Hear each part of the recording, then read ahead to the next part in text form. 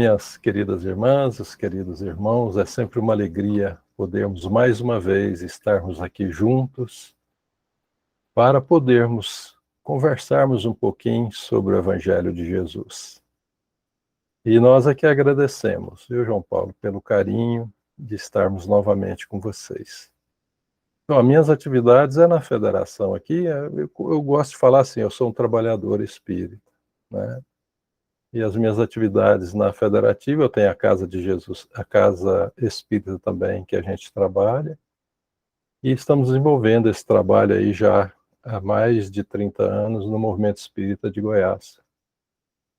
E tivemos a oportunidade de estar uma temporada também na FEB, fazendo um trabalho a nível nacional, então é muito gostoso esse trabalho, e a gente vê o Brasil todo nessa pátria do Evangelho tão querida, e que temos certeza que o nosso Mestre Jesus cuida de cada um de nós. Então isso aqui é importante.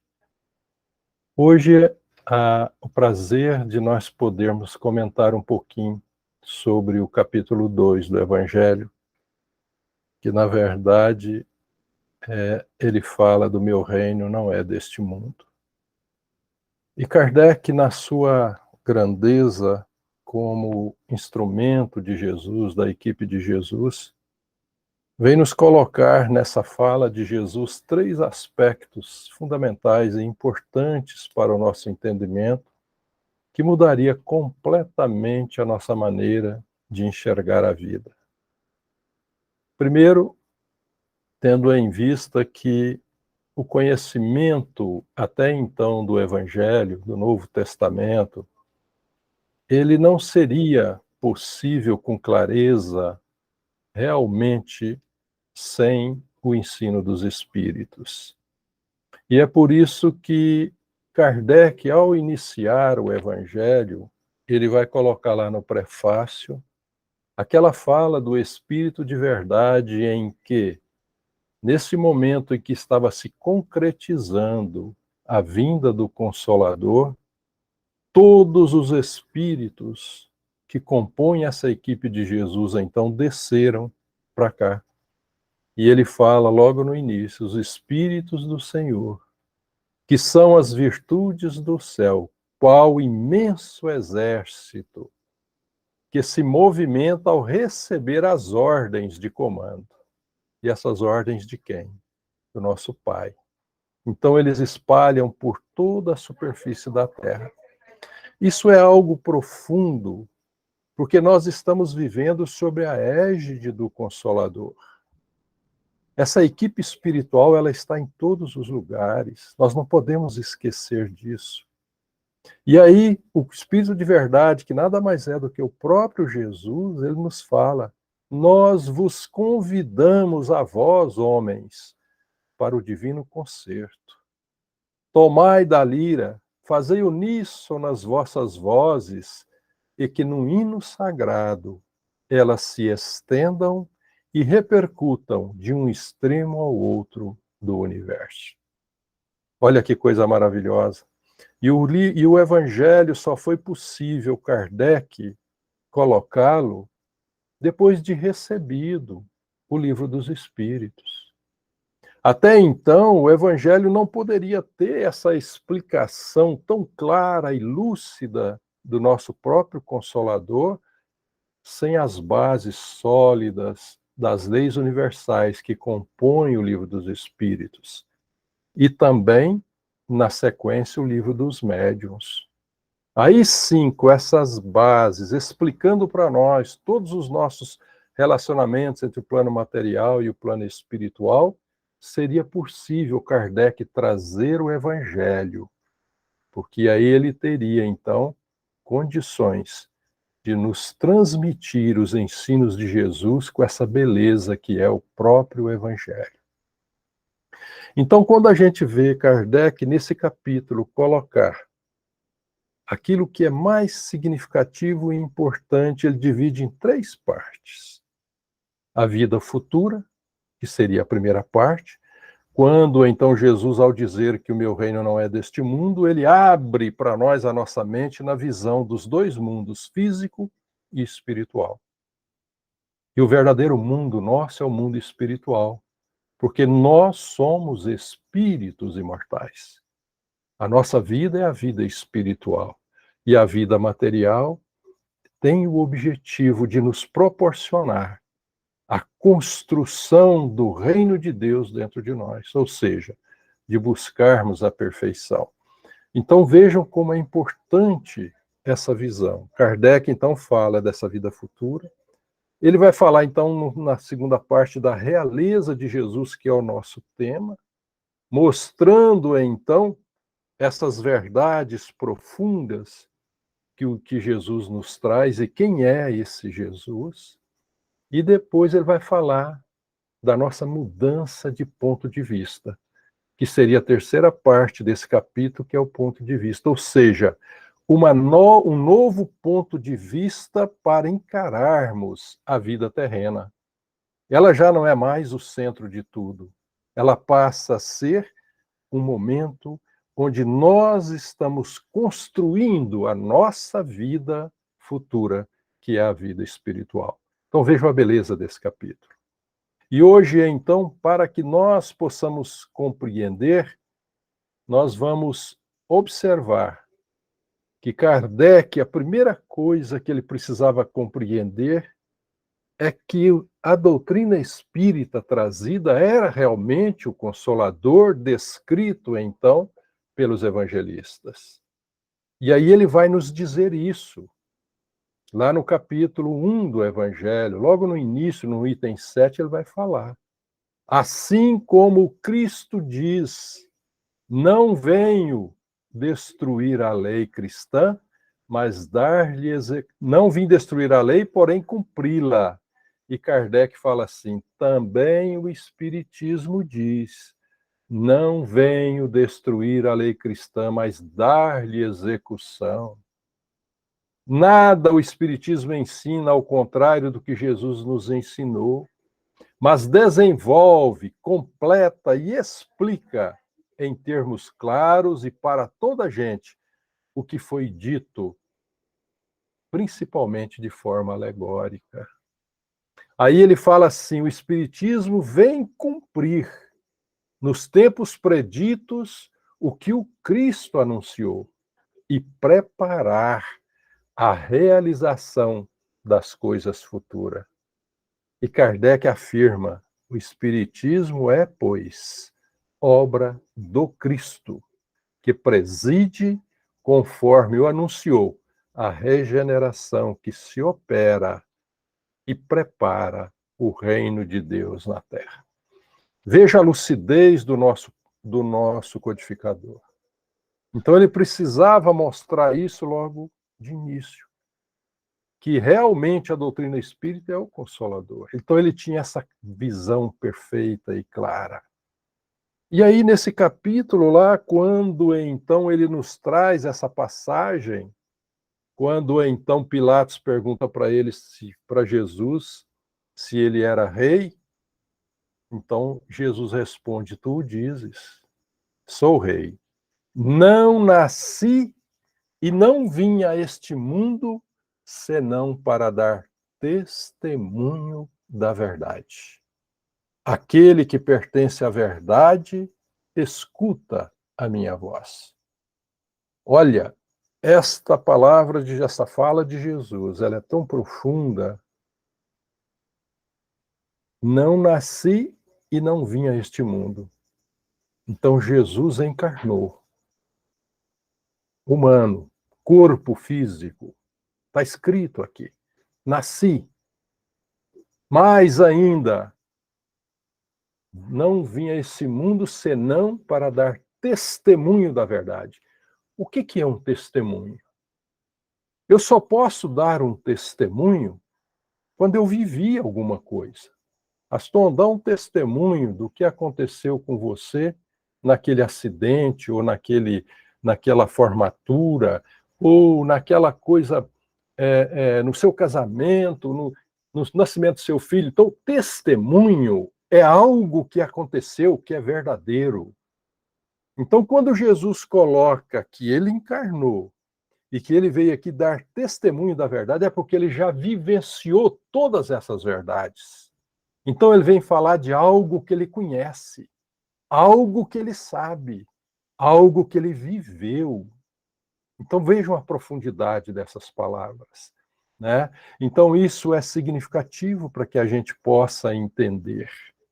E aí quando ele então fala dessa realeza que é importante, ele vai falar exatamente que se nós fizermos uma análise simples e pura de como era o entendimento da época com relação se Jesus era o rei, rei dos judeus, rei, nós vamos entender que o povo não tinha compreensão dessas verdades.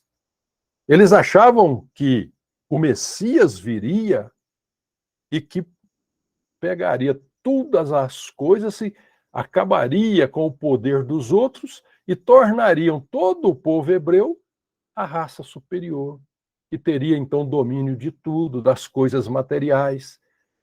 Então, quando Jesus coloca isso, e mesmo assim não foi entendido na época, tanto é que o crucificaram, ele então deixou esse ensinamento que Kardec agora vem trazer com lucidez, mostrando para nós que não era essa a realeza de Jesus. Portanto, não é deste mundo o reino de Jesus, né? Então é importante. Agora, se nós buscarmos o significado do que é um rei, vamos dizer assim, normalmente nós utilizamos aquele que tem um domínio, aquele que conhece, que sabe, que domina as pessoas, que domina uma determinada região. Então, materialmente falando, não é essa a realeza de Jesus. A realeza do nosso mestre, como ele coloca, é a realeza espiritual.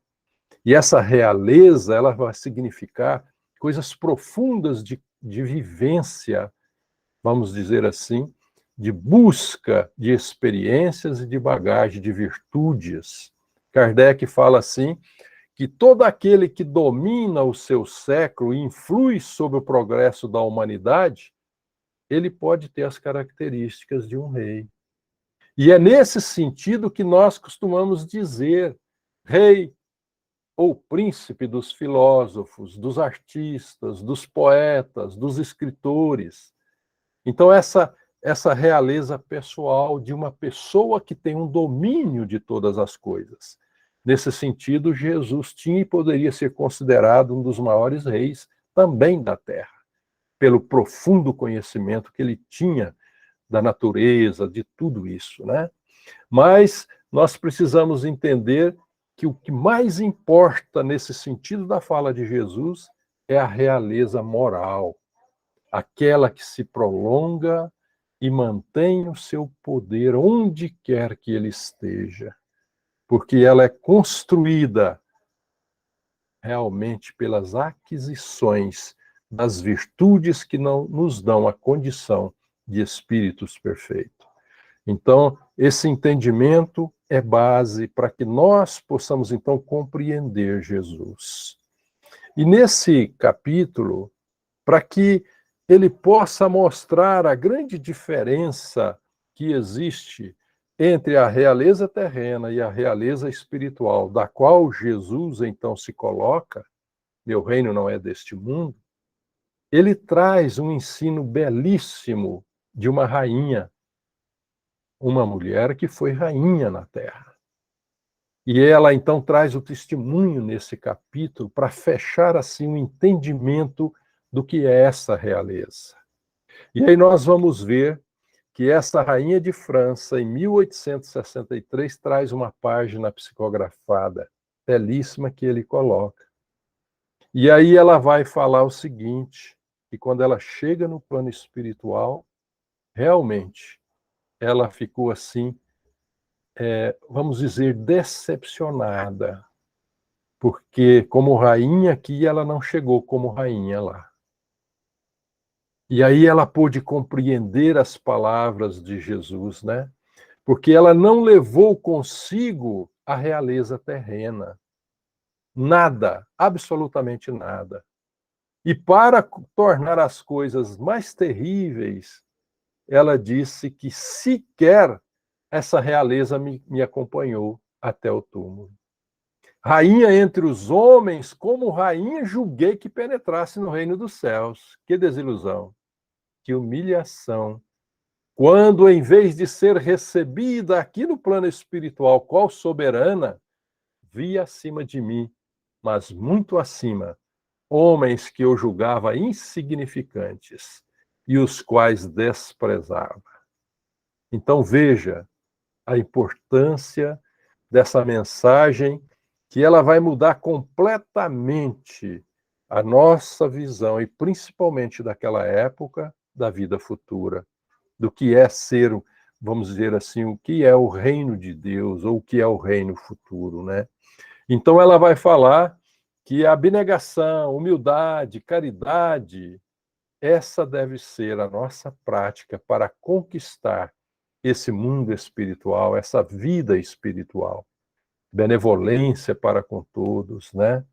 E eles não vão te perguntar, isso eu já ouvi da própria Madre Teresa de Calcutá, certa feita numa entrevista, quando perguntaram para ela se ela encontrasse Jesus, o que Jesus ia dizer para ela. E aí ela falou assim, olha, eu acho muito difícil eu encontrar Jesus um dia, né? Porque ele está muito acima de mim.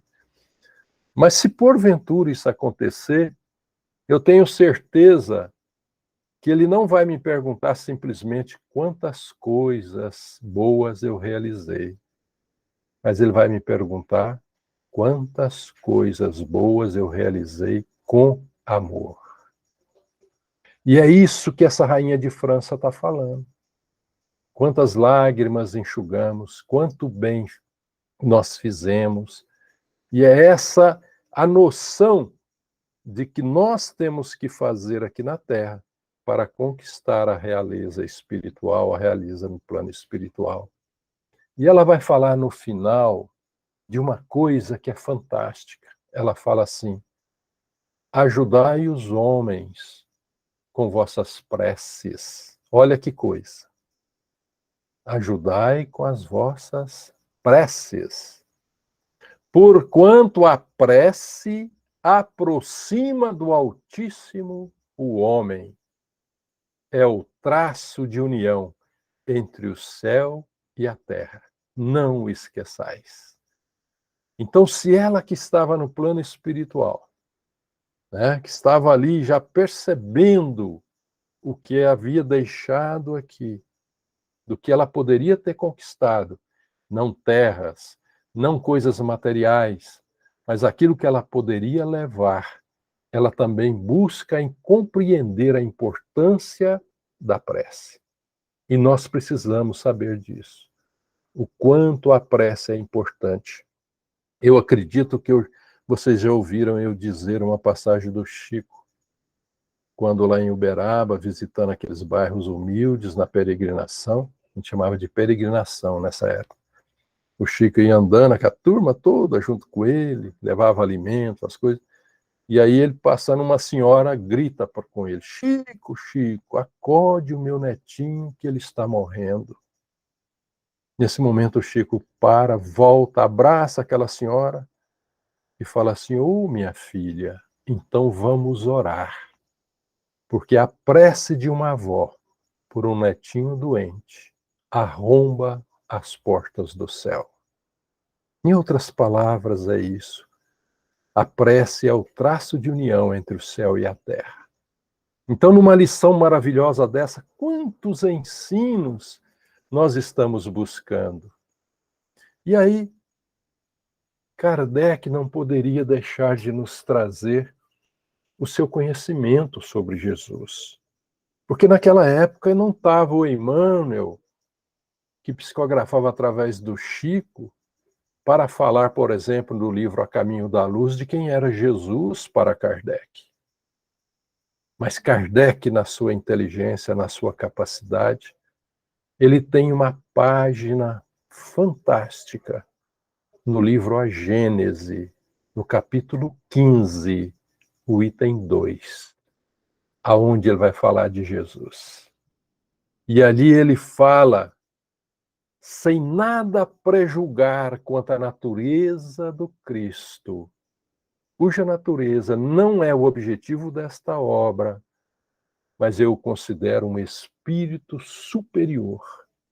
Não podemos deixar de reconhecê-lo um dos espíritos de ordem mais elevada e colocado por suas virtudes muitíssimo acima da humanidade terrestre, pelos imensos resultados que produziu.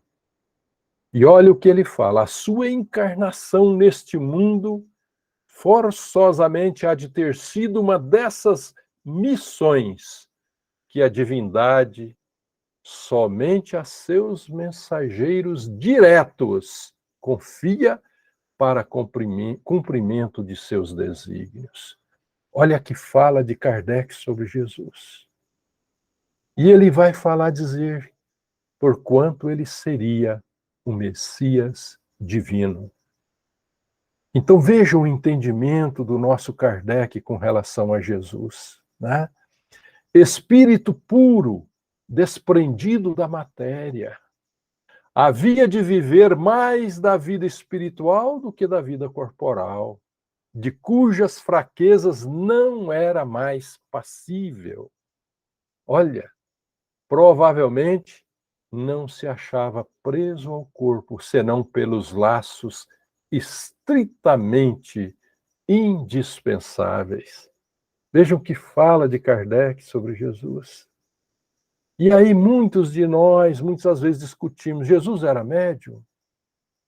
E aí ele fala assim, ele agiria como médium nas curas que operava? Olha o que ele fala, que Kardec fala. Não, porquanto o médium é intermediário, um instrumento de que se serve os espíritos desencarnados, e o Cristo não precisava de assistência, pois que era ele quem assistia os outros, agia por si mesmo em virtude do seu poder pessoal. Olha, é tão profundo, e ele vai falar assim, talvez nós poderíamos, como um espírito um dia coloca, ele era médium de Deus, né?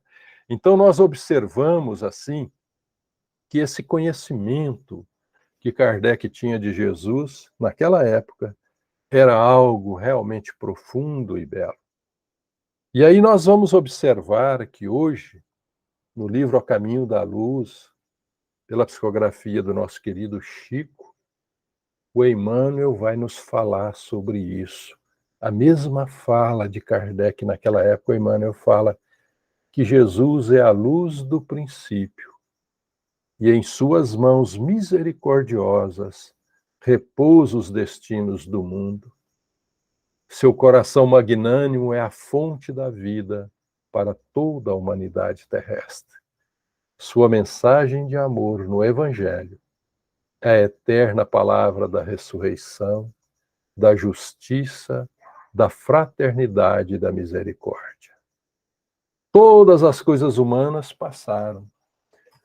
Todas as coisas humanas se modificarão. Porém, Jesus é a luz de todas as vidas terrestres, inacessível ao tempo e à destruição. Veja que coisa fantástica. Emmanuel falando. E aí muitos de nós falamos assim, já ouvimos, e às vezes a gente tem dúvida. Será que os espíritos disseram que Jesus é realmente o governador da nossa terra? Da terra? Porque nós sabemos pelo livro Brasil, Coração do Mundo, que existe um governador do Brasil, né? Que é Ismael. E da terra? Quem é o governador da terra? Mas aí nós vamos observar que realmente nós temos, e essa fala, ela é tão profunda que foi perguntado a Emmanuel no livro O Consolador, na questão 283. E aqui nós vamos entender o que Kardec fala de Jesus. Então é perguntado assim a Emmanuel, com referência a Jesus, como interpretar o sentido das palavras de João, lá no Evangelho?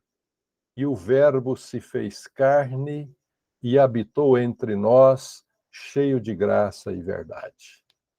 Olha que pergunta importante. O Verbo se fez carne. E aqui nós vamos entender. Jesus encarnou para trazer o Verbo de quem? Nosso Pai, Deus, ele é imaterial. Então ele não tem um corpo físico. Como que ele transmitiria os seus ensinamentos? Ele precisaria de alguém, da sua confiança, para que o seu Verbo chegasse até nós. E o Verbo se tornou carne. E Emmanuel responde: antes de tudo, precisamos compreender que Jesus não foi um filósofo. E nem poderá ser classificado entre os valores propriamente humanos, tendo em conta os valores divinos de sua hierarquia espiritual. Aí ele fala assim: enviado de Deus. Ele foi a representação do Pai. Olha que coisa.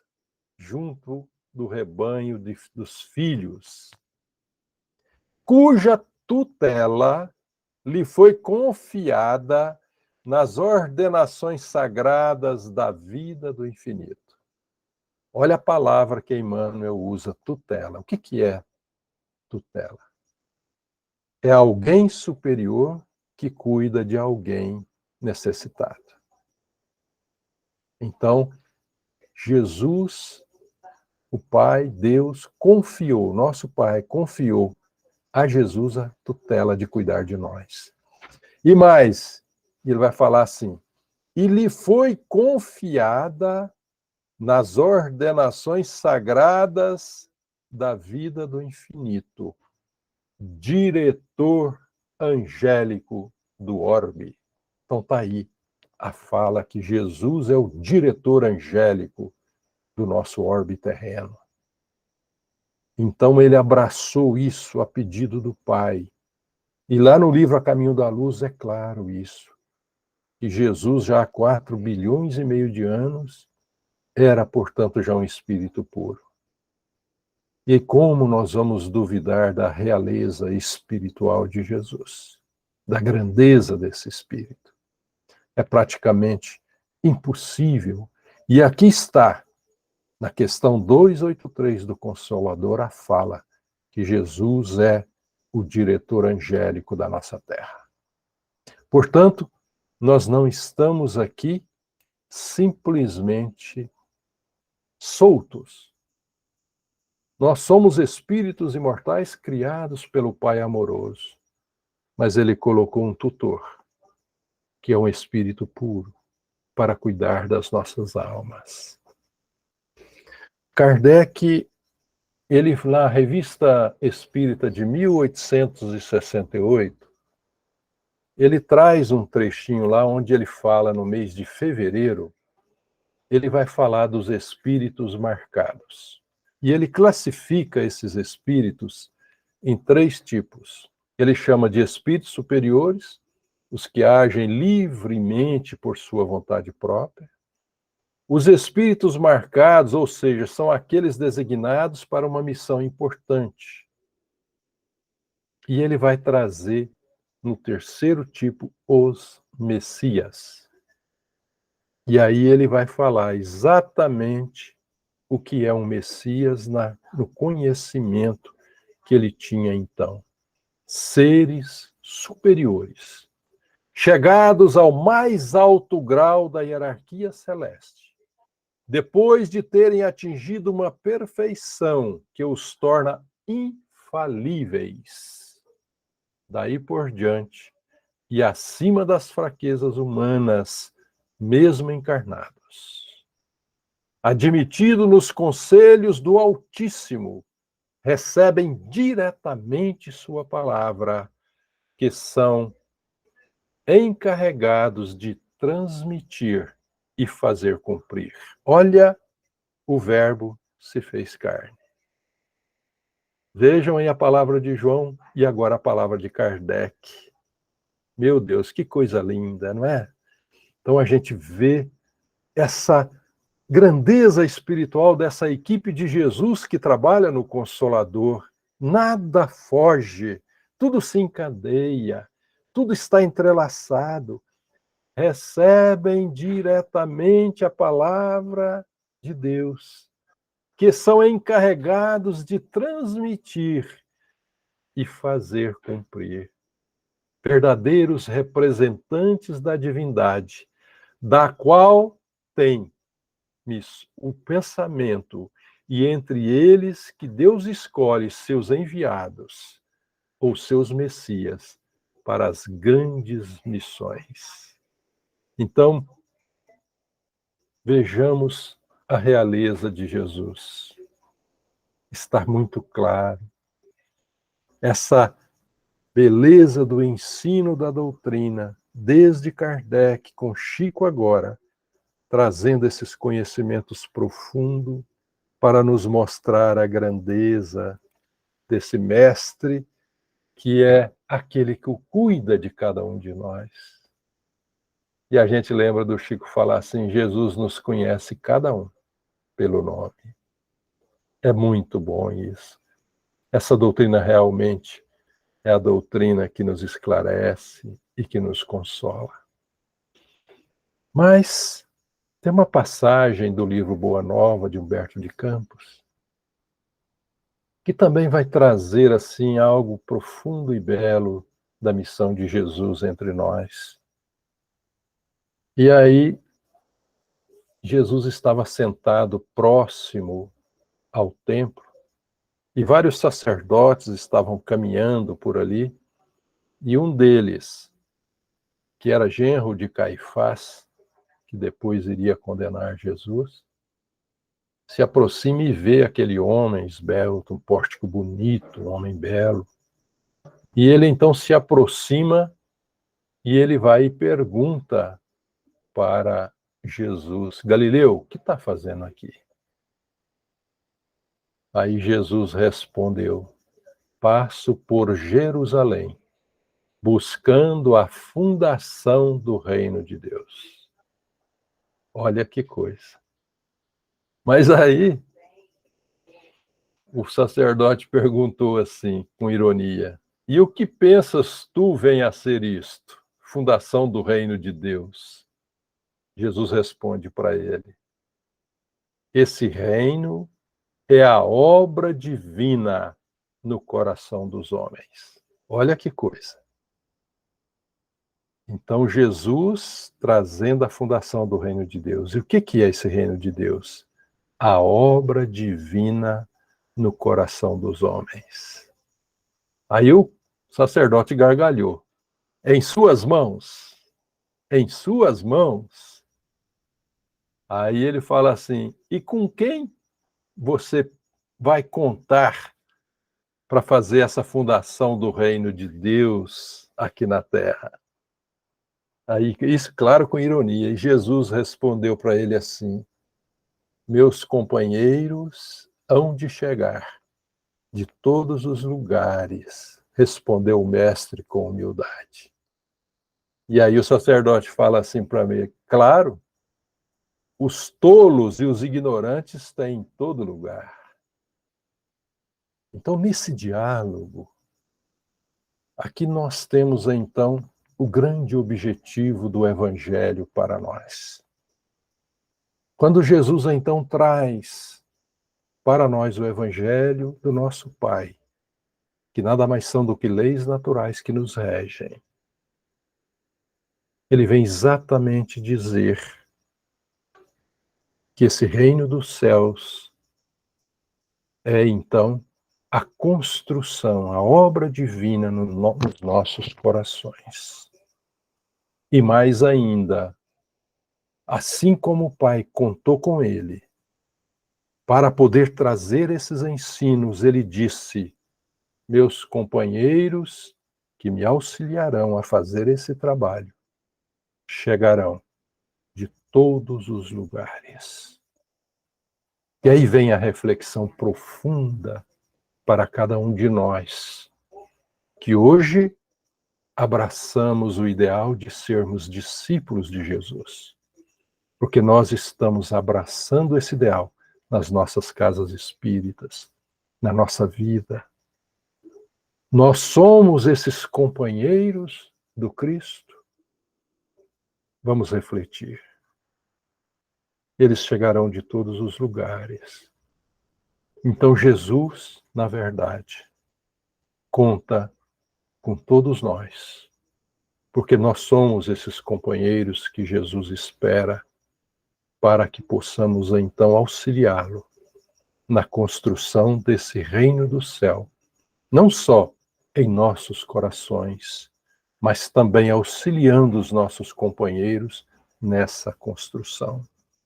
Então essa é a mensagem de Jesus para que nós possamos entender essa realeza, essas verdades. E nesse simples capítulo nós temos essa beleza de conhecermos quem é Jesus. Para que assim nós possamos então, juntos, unidos, porque esse é o grande objetivo, como fala Kardec, a grande família espírita.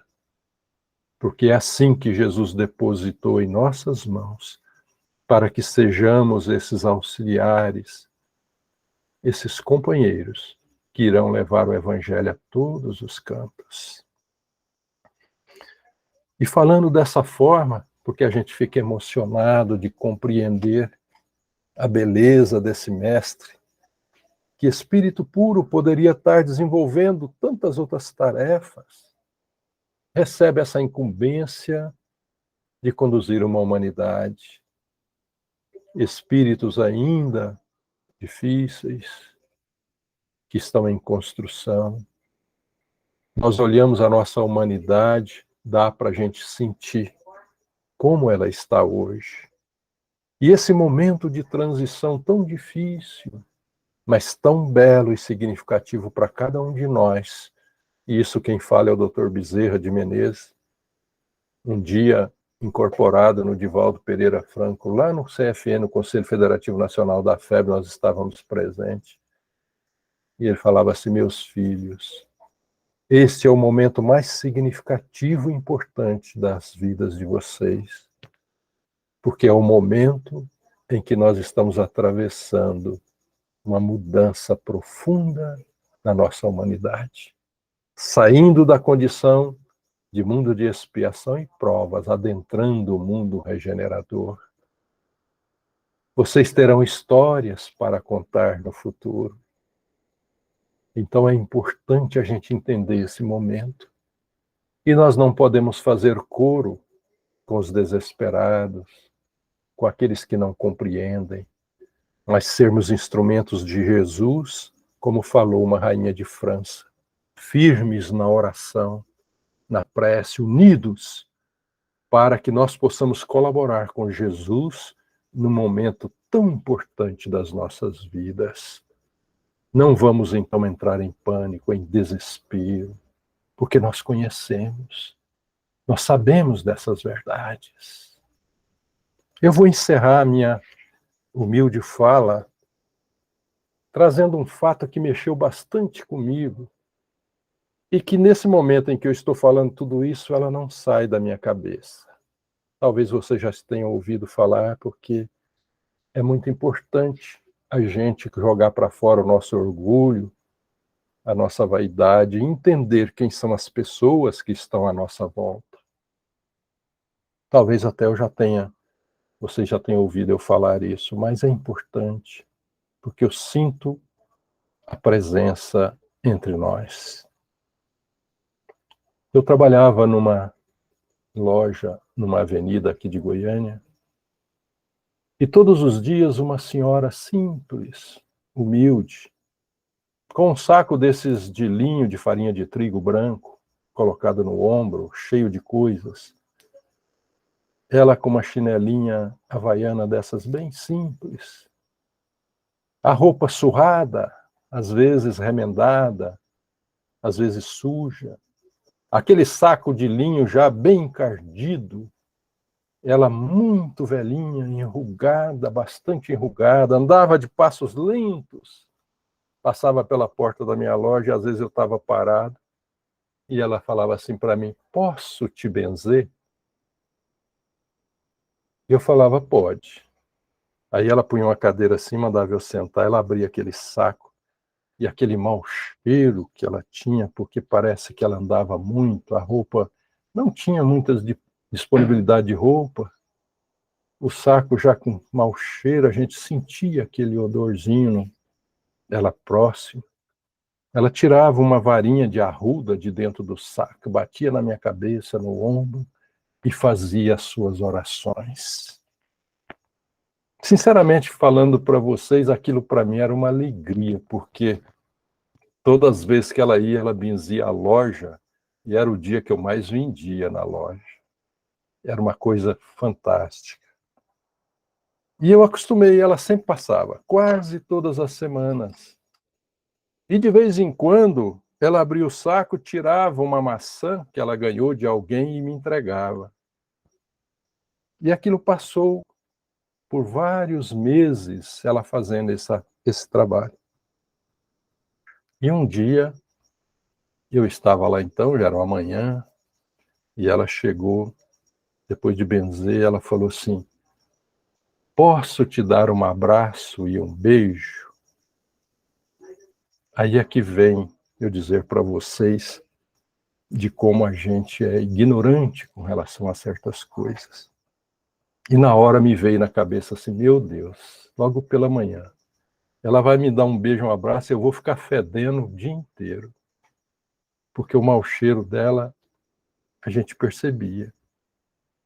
E aí ela vai me abraçar, eu vou ter que ir em casa tomar um banho de novo e voltar. E eu pensei, aqueles momentos que você passa refletindo, deixo, não deixo, eu falei: não, tudo bem. E ela me abraçou e me deu um beijo no rosto. Minhas irmãs, meus irmãos, foi a maior vergonha que eu já passei na minha vida. E sabem por quê? Eu fiquei perfumado.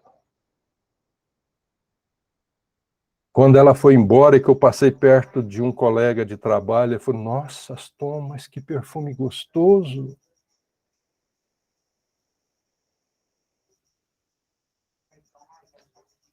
Desculpe eu lembrar disso, a emoção vem. E eu fiquei envergonhado de mim mesmo. Qual era a realeza verdadeira que estava ali? Era eu, profundo conhecimento da doutrina espírita? Ou era aquela senhorazinha humilde, suja, andando com os pezinhos doloridos, cansados, que benzia, que fazia uma oração por mim? Foi uma vergonha na minha vida. Fiquei muito tempo triste, envergonhado de mim mesmo, de não compreender a grandeza de Deus. Quando coloca como na leitura que a nossa irmã fez, logo na leitura, tudo o que nos acontece na vida de bem são coisas divinas para o nosso melhoramento. Na leitura de hoje, na nossa prece, foi essa a lição. E aí aquela senhora, fui descobrir sobre a vida dela, porque ela desapareceu depois desse beijo. Sumiu. E eu fui atrás, descobri que ela tinha desencarnado. E descobri que ela morava numa casinha humilde, e o esposo dela era tetraplégico. E ela andava nas ruas fazendo isso para arrecadar recursos para sustentar o marido. Pobre, casinha de tábua, numa vila humilde de Goiânia. O tempo passou. De vez em quando ela me dava uma flor também, e eu colocava na minha mesa. E aí eu dirigi reunião mediúnica por mais de 40 anos, e eu estava numa reunião onde eu dirigia, e de repente manifesta, depois de alguns anos, já uns 3 anos, manifesta um espírito. Quando manifesta esse espírito, aquela sensação e senti a presença dela na reunião. E ela veio e falou: meu filho, sou eu mesmo. Vim te dar um abraço e um beijo.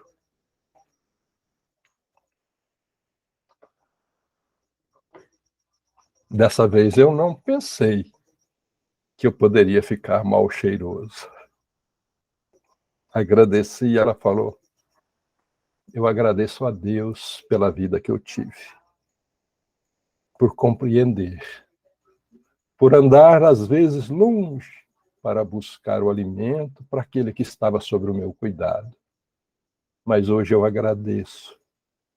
E graças a Deus eu desenvolvo um trabalho muito importante no plano espiritual. Aí eu brinquei com ela e falei: pois é, a senhora demorou, nunca mais recebi uma flor. Ela falou assim: engano seu, pois toda semana eu passo lá na sua loja e deixo uma flor na sua mesa. Minhas irmãs, meus irmãos, imaginemos a realeza de Jesus. A nossa realeza não é aqui. É a construção desse reino de Deus dentro de nós, é através desse mundo que nós vamos conquistar. Que Jesus continue sendo o nosso tutor, o nosso amigo, e que possamos estender as nossas mãos e ser esses trabalhadores que Ele espera de cada um de nós. Muito obrigado.